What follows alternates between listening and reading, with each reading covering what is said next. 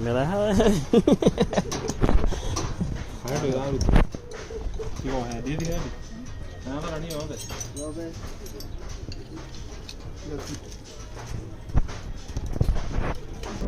We made a full 10-minute video about this on our YouTube channel. Check out the comments or our profile for a link to the video.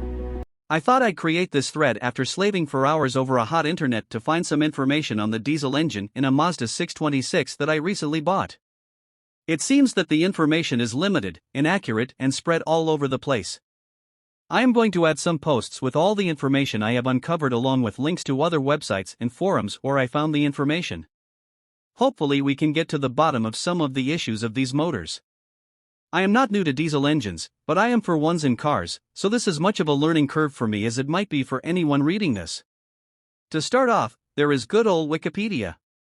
Mazda Diesel Engine Wikipedia, the free encyclopedia.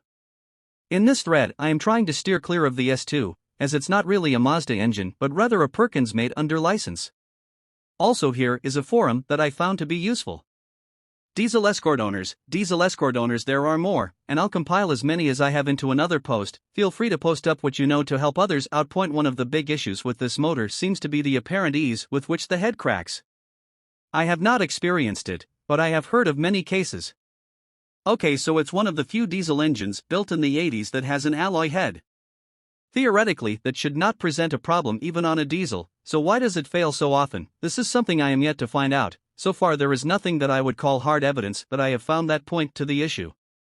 Some enterprising people have even cast their own cast iron head. There are more, and I'll compile as many as I have into another post. Feel free to post up what you know to help others out. The Mazda RF 2.0-liter pre-chamber diesel engine was produced from 1983 to 2003 in a huge number of modifications, both atmospheric RFN and turbocharged RFT. There was also an updated version of the RF1G for the 323 models and a compressor RFCX for the 626. Unless their catalog entry is a typo. After trawling through many posts from half a dozen forums, there seems to be the suggestion that the water pump tends to cavitate easily, plus with the thermostat opening temp set fairly high, and the thermofan sensor has a tendency to fail. I am still not sure that all these things on their own would cause a problem in a well-maintained engine with a proper glycol mix coolant. Besides, the thermofan switch arrangement on the 626 is one where an open circuit causes the fan to turn on. One thing I have found is that Mazda changed the coolant routing in about 1987 in the time for the release of the GD model and moved the injection pump to the front of the motor, same as RWD. On the GC626, and all RF motors in FWD cars prior to 1987, the thermostat sits on the back of the motor off the inlet manifold. On RWD cars it comes out the front under the cam gear. After 1987 the thermostat was moved to be just below number 1 injector for FWD and RWD. This might have been a change to save cost rather than fix the cooling issue, so that RWD and FWD motors were the same. I want to investigate this one. Another thing I have found is that the RFTDI motor from 1998 has the thermostat in the back of the water pump. I'll post some scans of the workshop manuals to show what I mean. But from what I can tell, the same water pump style and position was used right up to the current MZRCD motor, RF7 and RF5C, which are based on the old RF. This would indicated that Mazda had faith in their water pumps. The other thing, the head uses torque to yield, TTY, head bolts. When I have worked with TTYs on other cars, the rule is that you never reuse them. Mazda specifies a maximum allowable length before they're not to be reused. I wonder if people reusing TTY head bolts is part of the problem. I have a bit of information on these motors that you are talking about. For starters, I am planning on swapping a Mazda RF diesel into my 86 B2000, which is essentially the same as your 89 B2200. The B2000 came stock with the FE 2.0L gas engine. The B2200 came with the F2 2.2L. The older B-Series pickups, 78 to 84, had an optional S2, also came in some Rangers, that was 2.2L. Overseas, there is also AR2 2.2L diesel block, which, just like the FE/F2 engines, is a stroked version of the RF.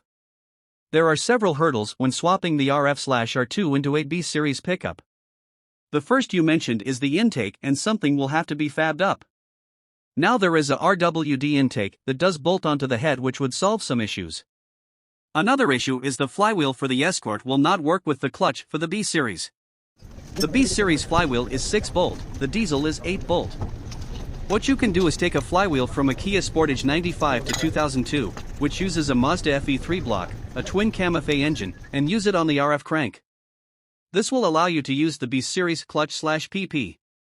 As if there were not enough issues, you would have to fab up a new exhaust manifold as well. Reason being is that the stock RF exhaust mani points down directly where the starter sits. Now, for the good news. The transmission, motor mounts, and accessory brackets DO bolt on no problem. The rest of the issues that is involved with swapping to the diesel is just wiring the glow plugs, running fuel line, and any other goodies about going from gas to diesel. The R engine family also includes diesel engines, RFTD and R2.